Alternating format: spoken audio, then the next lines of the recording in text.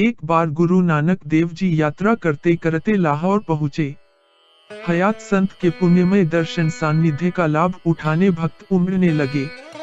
करोड़पति सेठ दुनीचंद भी दर्शन करने पहुंचा और बड़े आदर से उन्हें अपने घर ले आया।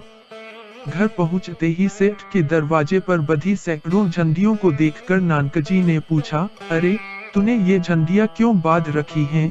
अहंकार में फूलकर सेठ ने कहा, गुरुजी, एक झंडी का मतलब है 1 लाख रुपए, अर्थात जितनी झंडियां बधी हैं उतने लाख रुपए मेरे पास हैं। नानकजी को उसकी नादानी पर दया आई।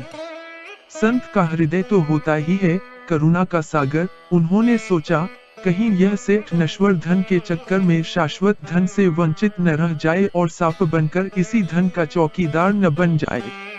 सेठ को अहंकार की दलदल से निकालने के लिए नानकजी ने एक सुई ली और करुणापूर्वक कहा, दुनीचंद, मेरी सुई को अमानत के रूप में तू अपने पास रख ले, मैं परलोक में तुझसे ले लूंगा। दुनीचंद यह सुनकर थोड़ी देर सोच में पड़ गया, फिर बोला, गुरुजी, यह कैसे संभव है? मृत्यु के समय तो यह शरीर भी साथ नहीं चलता, इसे यहीं छोड़कर जाना पड़ता है, तो फिर यह सुई मैं अपने साथ कैसे ले जा सकता हूँ? नानकजी हंस पड़े, बोले, दुनी, अब तू खुद ही विचार कर कि जब यह शरीर या एक सुई भी साथ नहीं जा सकती तो यह धन संपदा साथ कैसे ले जाएगा? गुरु नानकजी की बातों से दुनीचंद का विवेक जाग उठा।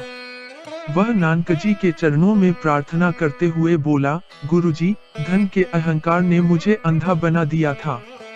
आज किसी जन्म के मेरे पुण्य जागृत हुए जो प्रकट ब्रह्म ज्ञानी महापुरुष के दर्शन सत्संग का लाभ मुझे मिला है। अब आप ही मुझे सच्ची राह दिखाइए।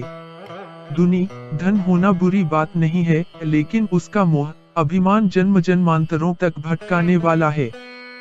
धन का अहंकार, सौंदर्य का अहंकार, बुद्धिमत्ता का अहंकार न जाने कौन कौन सी योनियों में भटकाता रहता है। यह जीवन तुच्छ सीमित अहं को सजाने के लिए नहीं अपितु इसका विलय करके सच्चा अहं, अद्वैत स्वरूप अहं जगाने के लिए मिला है।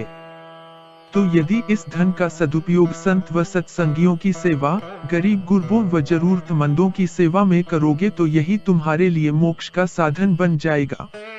अतः इस नश्वर धन के अहंकार को छोड़कर शास्त्रों और महापुरुषों के बताए मार्ग पर चल के उनसे आत्मज्ञान का शाश्वत धन पाओ।